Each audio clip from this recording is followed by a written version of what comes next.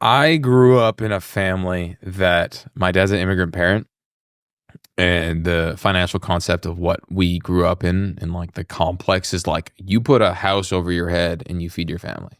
That's it. It's money is there to like be a protective measure. And I think it just really distilled into me. I don't know. I remember in high school, I when all my friends would go out, they'd be like, "Hey, we're gonna bring some money and like go like party and then eat at McDonald's." I would bring nuts because I knew that they were high in fats, so I wouldn't have to have as bad of a hangover. I wouldn't drink Chase because it was too expensive.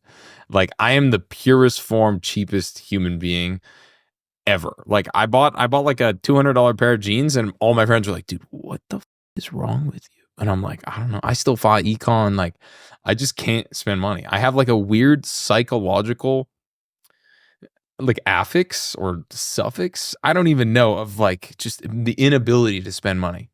I'm the exact same way. Yeah, I know sounds exactly. it doesn't seem like that, but everything I buy is designed around making money.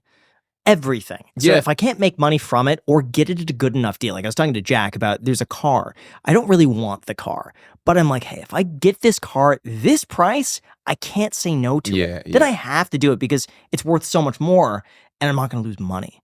I see every purchase like that. Everything. I don't know what it is. I don't know if sometimes I'm like, I should just fly first class because it's literally going to kill my body and time is the most valuable asset. So, you got to weigh out the options.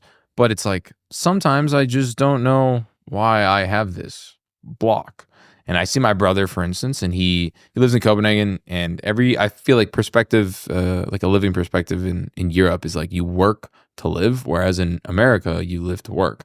And he's always pressed me on it. He's like, dude, go buy me beers. You got to go buy me beers. And I'm like, dude, I don't know. I feel weird doing that. Like, if I'm not getting something out of it, like, it should be 50-50 or something like that. You know what I mean?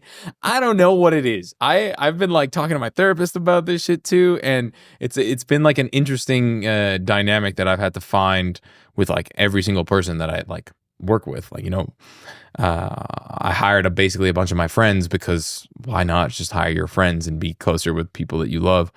And it's like weird because then you have like this power dynamic with financials. And then it's like, I'm just like, I usually just call my friends. I'm like, all right, how much money do you want?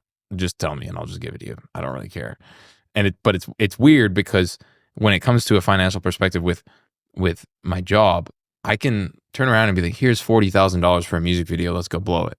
Like, go make art.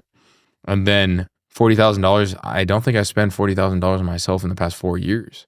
Like I don't know what it is. Is there anything that you've started to splurge on? Because I think it's pretty safe to say that you have money now. I mean, with 10 million Spotify monthly listeners, I don't know what you're doing on Apple or YouTube or all of that stuff. You have to have money now. Is there anything that you're finally allowing yourself to splurge on? Nice food. That's it.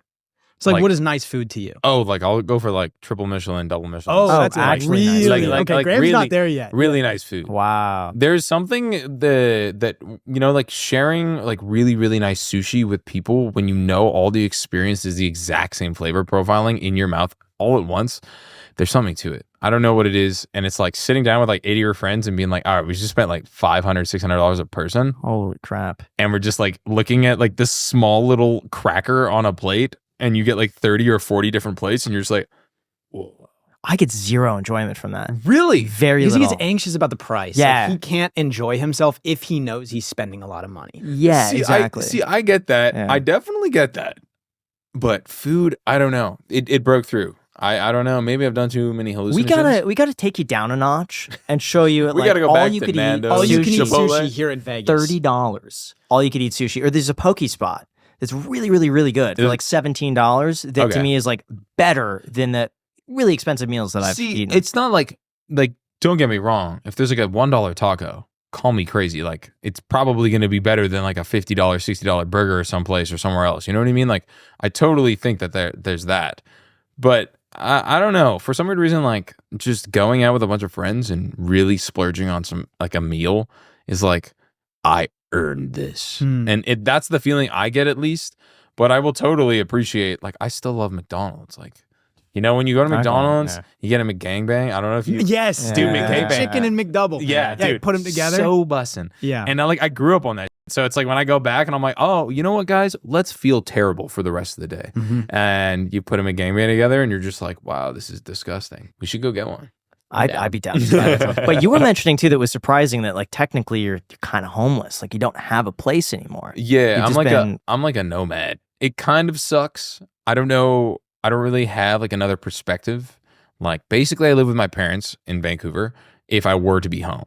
One, it's because whenever I was home anyway, I owned this apartment downtown Vancouver and I was just like, I could stay here or I could just be with my parents for like 4 days, the only time that I'm in Vancouver. So I just decided to sell it because I was like, there's no point of owning this, and sold it.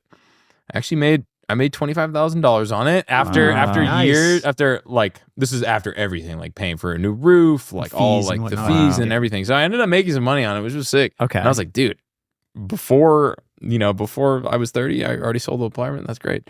Great accomplishment. So basically I live with my parents. And I rent kind of in LA, but I don't really like stay anywhere. It kind of sucks. I don't really know what else to say other than it's just uncomfortable sometimes because I'm like, I would love to have the longest I've ever stayed in a place in the past 4 years was like 2 months.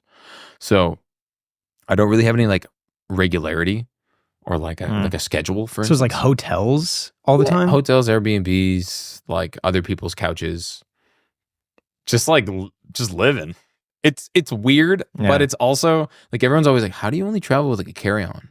I'm like, well, I spend a lot of time in airports. I don't want to spend an hour like waiting for a bag or potentially being way longer than an hour. So it's like, time is money, right? So Although really quick, before we go into that, even if you think it's a bit overhyped, AI is suddenly everywhere, from self-driving cars, molecular medicine, to business efficiency. If it's not in your industry yet, it's coming fast. But of course, the problem is that AI requires a ton of speed and computing power, so how can you compete without costs spiraling out of control? That's why it's time to upgrade to the next generation of the cloud, Oracle Cloud Infrastructure, or our sponsor, OCI. OCI is a blazing fast and secure platform for your infrastructure, database, application development, plus all of your AI and machine learning workloads. OCI costs 50% less for compute and 80% less for networking, so you're saving a ton of money. Not to mention, thousands of businesses have already upgraded to OCI, including MGM Resorts, Specialized Bikes, and Fireworks AI. And right now, Oracle is offering to cut your current cloud bill in half when you move to OCI. This is for new US customers with minimum financial commitment, and the offer ends December 31st, 2024. So see if your company qualifies for this special offer at oracle.com/iced. Again, that's oracle.com/iced with the link down below in the description. Thank you so much, Oracle, for sponsoring this podcast. And now let's get back to the episode.